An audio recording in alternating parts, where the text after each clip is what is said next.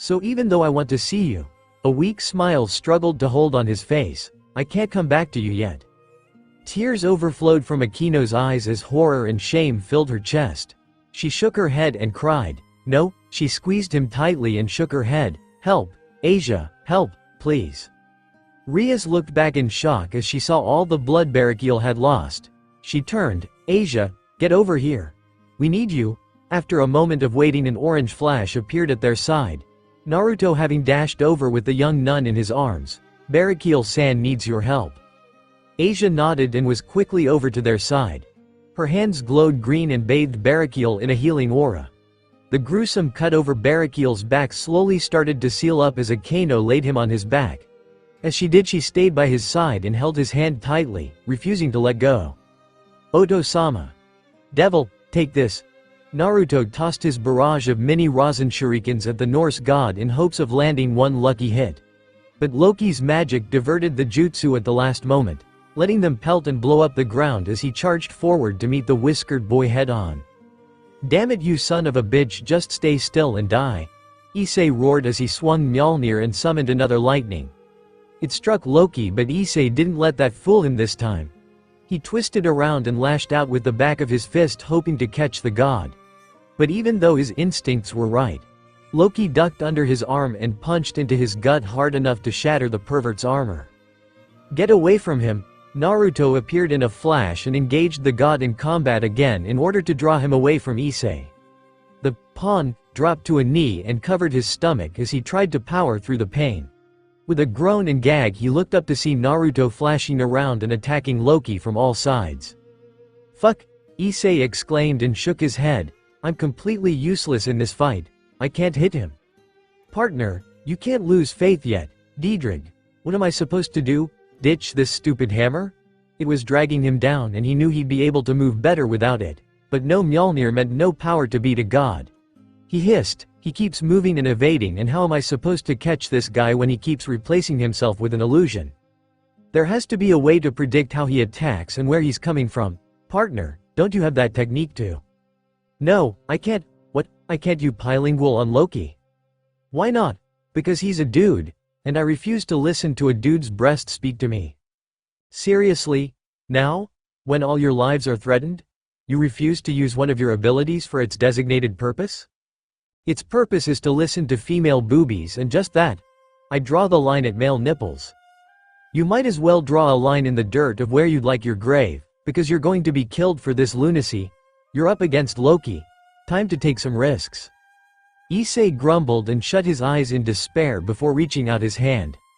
He activated his power and could hear the faint voices of female breasts around him telling him how they were feeling. They were scared and worried that they wouldn't make it through the fight. Realizing that his friends felt this way was heartbreaking and made him want to do whatever he could to help. So he swallowed his pride, as well as the bile that welled up in his throat, and tried to hear the voice from Loki's chest. And heard nothing. I can't hear him. Are you serious? Why not? I'm trying to do what I do with girls, but I've got nothing, no matter how hard I try. Do you seriously have a mental block on the idea of hearing men's breasts? I told you I would never do it. Damn it, this isn't time for. Diedrich went silent. In fact, everything around Issei went silent. The sounds of battle and effort and roars and howls all faded away into nothing. When he looked down, he didn't even see his scale mail over his body anymore. He looked around the field again. He saw several womanly figures in the middle of battle.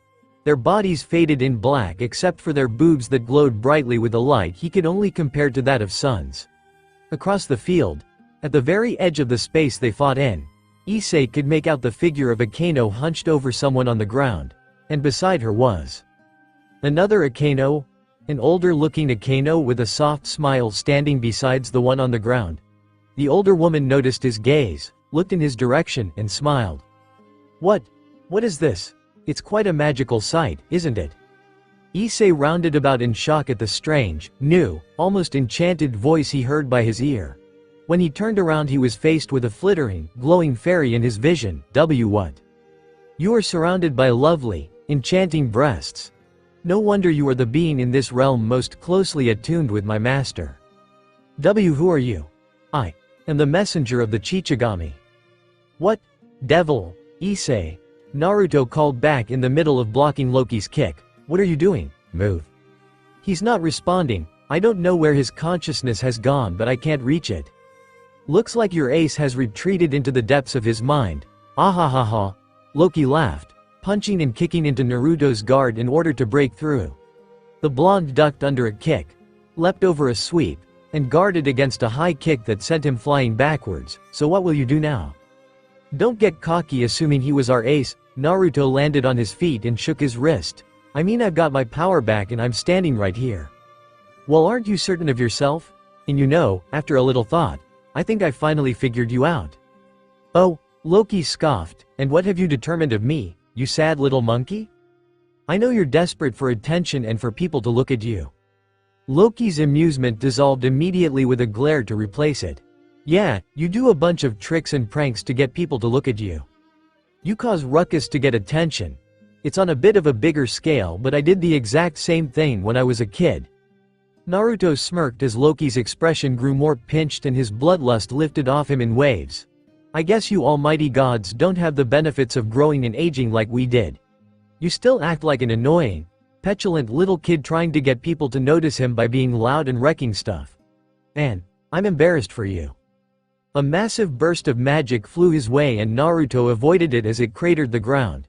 He avoided again and again as Loki continued his assault. Even though the magic could have torn him apart, Naruto couldn't help but laugh as he dodged. Oops, did I touch a nerve? Sorry dear deity sir? Man, if there is one thing you are good at, it's getting on people's nerves. I guess that applies to deities as well. Who knew? Ah! Issei's sudden cry of panic gained their attention as they paused and looked towards the perverted heavenly dragon. Naruto called out, Issei, what are you doing? I understand everything now. Man, what are you talking? I have been blessed. Issei pronounced with wide arms of reverence, blessed by the grace and knowledge of the one true God. The deity of memories, the Chichigami? Issei's yell was so loud that it covered the entire battlefield. And it was so strange that everyone, ally and foe alike, had to stop and stare at the pawn in silence. Naruto blinked and tilted his head. Did you? What? The advent of the Chichigami came to me, making a connection directly to my mind so that I may know my purpose. I must fight for the sake of breasts everywhere. As the Oppai dragon, have taken this holy task upon myself to see through until the end. Oh shit, he's gone crazy in the middle of the fight. I haven't gone crazy. I am enlightened. Can someone help Issei-kun please? We're busy with these serpents at the moment. I don't need help. Does anyone have some phoenix tears to spare? They all broke in the fight. Asia, can you fix him? I can only heal physical damage. I'm not sure if I can heal psychological damage. Asia, what about Kaneko-chan? She can fix people's energies. I don't know if I can fix people's mentalities, and I don't want to touch him like this. Kaneko-chan. I believed in you, boy. How could you fail at a time like this? Tannen Osan. WAAAHHHHHHH. Why does my host have to be this breast-obsessed lunatic? Alright, enough. I'm not crazy. I know what I saw. The Chichigami is real and has blessed me with power to overcome this obstacle. Loki laughed and Naruto shook his head. I doubt that. Oh yeah? Then how do you think I learned how to do this? Issei kicked Mjolnir up with ease, twirling the once heavy hammer around his hand effortlessly. He changed the size to match his height perfectly and raised it easily over his head. A thunderstorm dropped down on the hammer, but instead of bolts lashing out uncontrollably, they all focused on the body of the magic hammer. The Norse weapon started to glow brightly with all the pent-up energy it had stored inside it before Issei finally released it. In Loki's direction, the god of mischief was so startled by the sight of his homeland's weapon being wielded by a foreigner that he wasn't prepared for it being turned on him. One massive bolt shot out of the hammer and struck Loki in the chest, causing the god to scream in agony and fly off his feet. With a laugh, Issei spun Mjolnir around again and directed the flow of lightning across the battlefield. The remaining Midgard-Sormer clones that hadn't been killed and Hody were all struck with lightning. With the monsters now extra crispy, the others jumped in and took the time to properly beat them down. Well, Issei stopped swinging and stood beside a gobsmacked Naruto. What do you think about that? How did you do that? You could barely even lift that thing before. It has an enchantment on it where only certain people under certain criteria could wield its full power. Luckily that enchantment was taken off and I can use this baby as much as I want. And all because. Don't you fucking say it, of the Chichigami. Praise be to the Chichigami, long may they reign. Why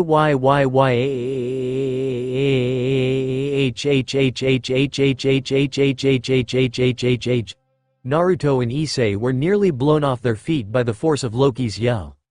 The angry god bellowed and cracked the ground and space around him with sheer fury. Magic rushed off him in an uncontrollable burst as his eyes landed on the two people he wanted to kill most. Issei sent a wave of lightning to catch him, but Loki blurred forward and crossed the distance in an instant. He charged into Issei's chest and sent the pawn flying before lashing out at Naruto with a kick.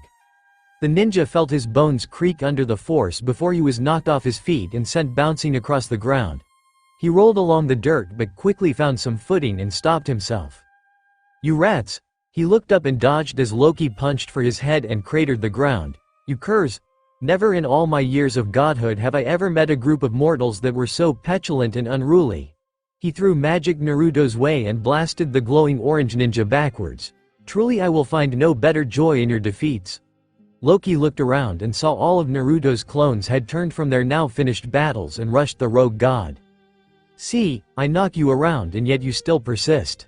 Loki charged in and met the clones in combat, striking one across the face and popping it instantly.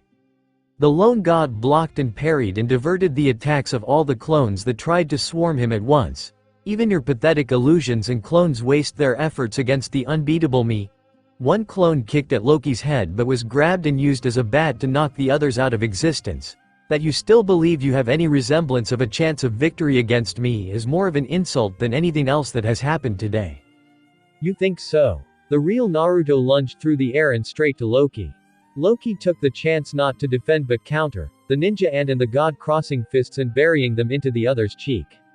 Naruto's vision swam for a moment before he roared and persisted forward. I think if we can irritate such a great god like you so easily, we must be on the path to victory. You jest. Loki slipped aside and let Naruto pass by him, flipping backwards to gain some distance before charging back at the god.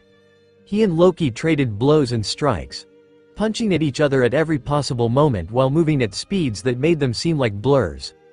Naruto's chakra reached out like hands on each side to grab Loki and keep him from moving. What part of our battle would possibly give you the idea that you can win? Now, Loki spun around and raised his arms to block Mjolnir from dropping on his head. Issei yelled through his helmet and channeled more power through the hammer, causing bolts to jump out sporadically as Loki groaned under the force. The ground beneath them cratered and cracked as Issei pushed down. Just let me hit you. You think it would be that easy? Loki pushed back even as the intensity of the lightning started to burn and crack his skin. You think you'd actually have the honor and privilege of besting a god in battle? Rasenringen! Loki yelled in pain as his sides were pinned with twin spiraling spheres. They ground and tore into his flesh and weakened his stance against the hammer. Issei pulled back and Naruto grabbed Loki before lifting him up over his head. The god struggled and thrashed around before looking up in horror. As the hammer came down on his face, the flash of light nearly blinded everyone on the battlefield as the crash of thunder nearly deafened them. Everyone stopped to cover their eyes and ears from the center of the blast as it raged for a full minute. The thunderstorm finally started to die out and everyone looked over to the battle that had raged on so intensely. Naruto and Issei were seated on the ground panting for breath besides an unconscious Loki with a broken nose and shattered teeth. The two boys looked down at their beaten foe before looking to each other. They knocked fists and chuckled. Yeah, I saw we get that honor. Puny god. Devil, don't worry buddy, you're gonna be fine. Azazel said by Barakiel's side as the fallen angel was collected on a stretcher to be carried back with the Grigori. Asia's already done the lion's share of the healing process. We'll get you the rest of the way. Thank you, Azazel.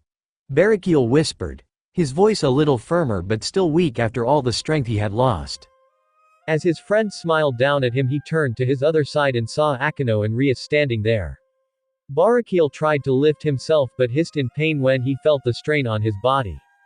They reached to help him but he held up his hand and laid back down. Sorry for worrying you, Akeno. I know it must have frightened you seeing all that blood, and I'm sorry you had to look out for me that whole time, but I promise I won't bother you. Akeno stepped forward and took her father's hand, silencing his apology before he could finish. The normally sophisticated queen looked tired and drained, her hair out of its ponytail and her cheeks covered in bandages. She squeezed her father's hand as her eyes grew moist. I think about her too. All the time. Barakiel went silent before he squeezed back. It's so difficult not to think about her. To not have her by our side anymore. I miss her. I miss her so much. Akeno admitted as she knelt down by her father's stretcher. But when I saw you hurt and bleeding I realized. I didn't want that to happen again. Not to you. Barakiel started to cry as well as he reached out and touched his daughter's cheek. Akeno holding his hand so that it wouldn't slip away. I'm so sorry I wasn't there for you. I'm sorry I stayed away from you. Please forgive me. I'm sorry. Rias felt her eyes water as she smiled at the sight of her friend's reconciliation. She felt a hand on her shoulder as Azazel nodded to the side so they could have their space. The fallen angel and devil walked away as the barrier was dispelled and they returned to the hotel roof where they got the support they needed. What will happen to Loki and the creatures he summoned? They'll be kept in the Norse's highest security prison. I doubt they'll ever be able to break out at least until Ragnarok. But as for Fenrir we're just not sure. Azazel said uncertainly, Valley and his friends aren't anywhere we can find them and we don't know what happened. Are you worried? Nah, if there's one thing that kid can do it's take care of himself. Despite how he was betrayed and how they were more enemies than allies now, she couldn't help but notice the tone of pride in Azazel's voice when talking about his former charge. She supposed no matter what Valley did, Azazel was going to end up proud, but now that the battle's over we have more pressing concerns. How did Issei break the enchantment on the hammer? What exactly is this Chichigami he's talking about? Don't tell me you believe him. Well, you can't ignore anything in this crazy world we live in. But most importantly, what happened to him? Woohoo! I'm back! It feels so good, Naruto cheered as he flashed around the roof of the hotel and jumped around in joy. I feel so light.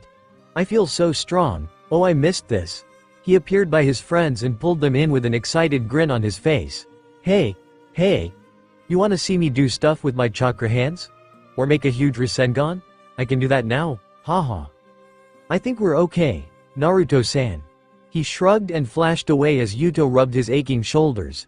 And as glad as I am to see you gain your powers back, I am still confused about how you got them back exactly. Yeah, how do you manage that, Naruto-san? Irina tilted her head. Did you break through your limit in a pinch or something? I'm not sure. Naruto stood around and looked over his glowing orange body again. I saw Rias, Akeno, and Barakiel getting surrounded by those snake things and I just got angry. And next thing I know I'm like this. But it has to be something else, right? Because something feels strange. Rias said as she rejoined their conversation. I don't know, but when I looked at you the first time like this something felt different. Besides the fact I'm covered in chakra. Yes, besides that, dummy. I can't tell you how, but you just seemed different. She's right, there's something off. Xenovia nodded. Yep. Kaneko agreed. Seriously? Issei looked between the others before looking at Naruto closely. I'm not seeing it. I mean, he looks pretty much the same. The only weird things are the orange energy and black markings. Oh, and the weird spiral on his forehead. Naruto blinked. The what? The spiral, on your forehead. Yeah, you didn't notice? We thought it was just a part of your design. What does the spiral look like exactly? Like a snail fell over on its face with its tail and ass in the air. That's a leaf. It's not a snail, it's a leaf. Naruto immediately recognized the description they gave him. He dispelled his chakra and as the orange cloak disappeared he reached up and felt the metal plate on his forehead. It's my headband. I have my headband back. I thought this was destroyed and taken by that Ophis thing. How'd I, guys? No one heard what Naruto said as they all just stared at him in shock. They now understood why it seemed like Naruto was different. Without his chakra around his body his base form was revealed. And with it the fact that he was a shorter young man now, with a rounder face and brighter blue eyes. He was also in an orange outfit and pants with a black outline on the zipper and over his shoulders. "En Naruto," Rias whispered in disbelief. "Are you younger?" "Huh? Naruto gawked. What are you talking about? Listen to his voice. He even sounds younger. He's shorter too. He's shorter than Bucko now. Naruto-san has become Naruto-kun. What are you talking about? Shadow clone jutsu. A clone popped into existence beside him and he got a good look at himself. His eyes widened as he realized he was faced with a familiar sight he hadn't seen in a long time. This is me back when I was in my world. Me before I came here. You look so young. Ria stepped up and realized she had to look down a little to see his eyes. He wasn't much shorter than her, but compared to when she had to speak up to him it was a strange feeling. That must have been what felt so odd to her the first time she'd seen him in his chakra form. How did this happen? I am not sure. I just wanted to help you and that was it. Naruto, Rias whispered breathlessly as she stared at him. I can't sense your evil piece. You aren't a devil anymore. The others looked at him in shock as the blonde touched his chest. How? Okay, I think I'm starting to out it together. They all turned to Azazel as he stepped up and stroked his chin. So Naruto had a burning desire to help you all during the heat of battle and focused solely on that idea. Suddenly, his body transforms into a younger version of itself when he had more power and energy to use for the sake of battle. He didn't just regain some of his old power, he became a younger version of himself. Old clothes. Old body. Power he had before but doesn't now. He doesn't even have his evil piece anymore to make him a devil.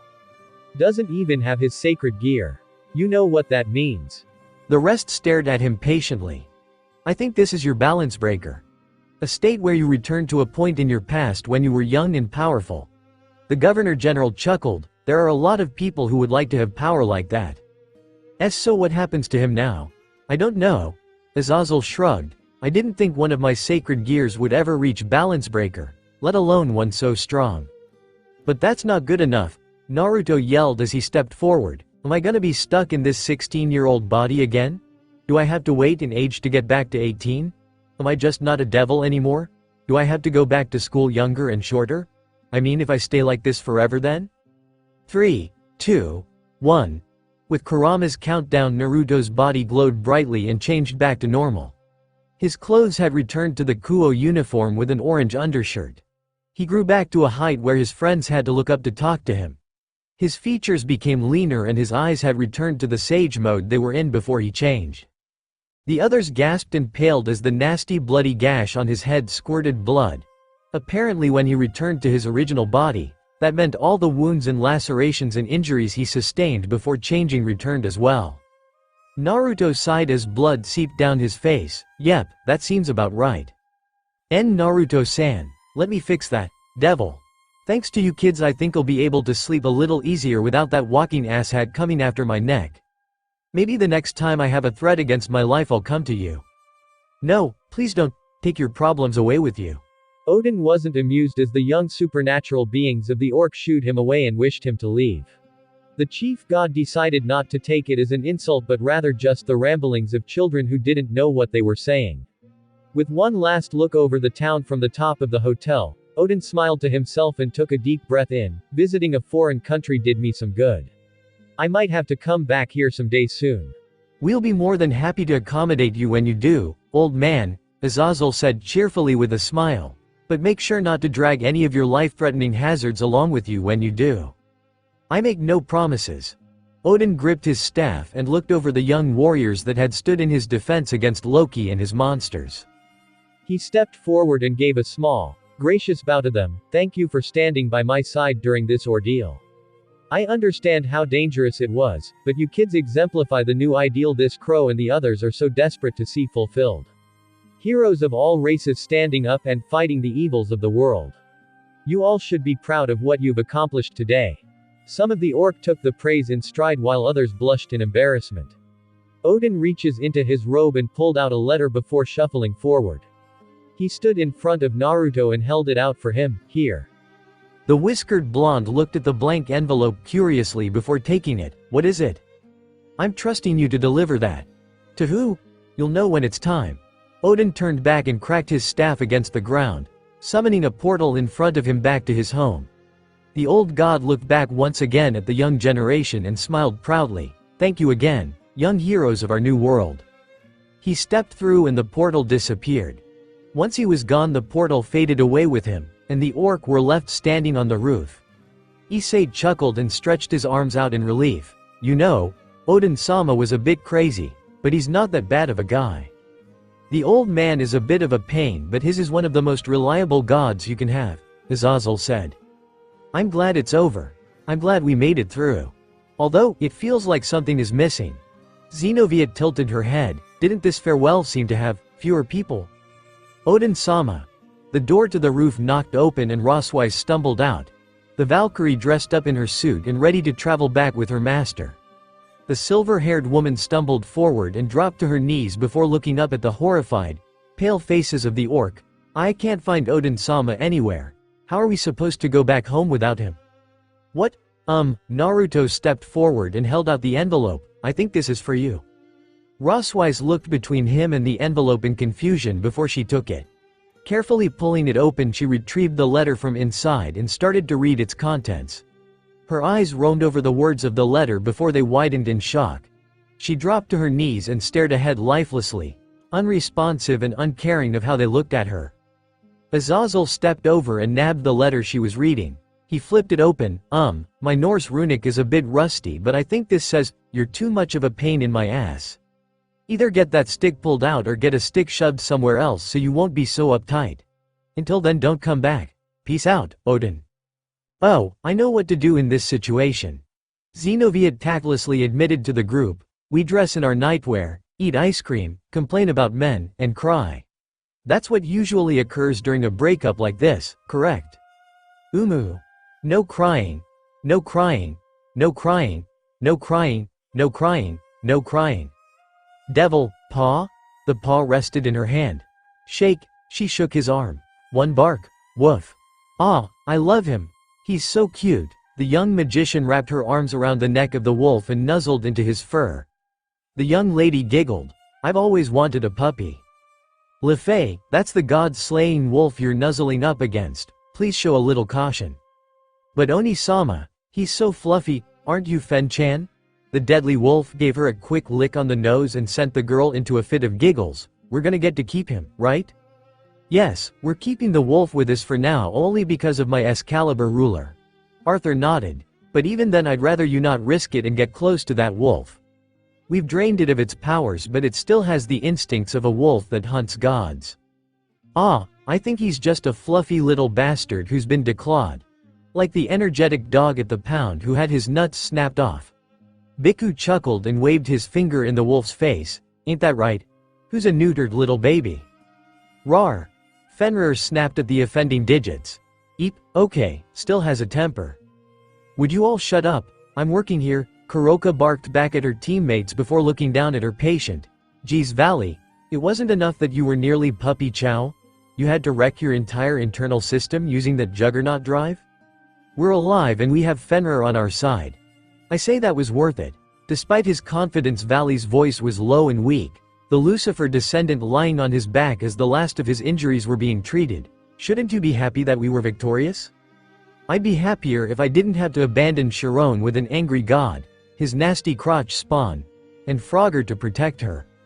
They won, remember? I know they won, NYA, but I bet she's gonna be pissed at me again for ditching her in the middle of that shit. You said goodbye this time. Valley pointed out. I bet that'll go a long way for her. If Frogger and Eris-chan don't drag me down in the meantime. Then go visit her and try to establish something. Kuroka looked down at the injured man she was healing and shook her head. You gotta be delirious. You're saying I should break into their little home base that's the neutral ground of their alliance and sneak up just to see my sister? Yes. Kuroka pursed her lips and raised her eyebrow in thought. Devil, you know staring at it isn't going to change anything. Naruto looked up from his sacred gear and saw Rias dressed in her nightwear with a warm, relieved smile on her face. She crawled over the bed to sit beside him as he shrugged. I just can't stop thinking about it. I thought it was just some stupid little device that lets me repeat attacks when I need it. But now it seems like so much more. He let it disappear from his arm. There was that skill where I stopped Shalba from attacking you, but I haven't been able to use that again since. And now it turns out I have a balance breaker. Golden Hour Revival. Rias chuckled. Azazel certainly likes to name things, doesn't he? What did he call you when you were using Kurama's chakra? He calls me a Prima Jinchuriki, the predecessor to the Neo Jinchuriki and the original to those Proto Jinchuriki the Chaos Brigade created. Naruto paused and then sighed deeply into his hands. Shit, those names are gonna end up sticking at this rate. Ah, it's okay sweetie.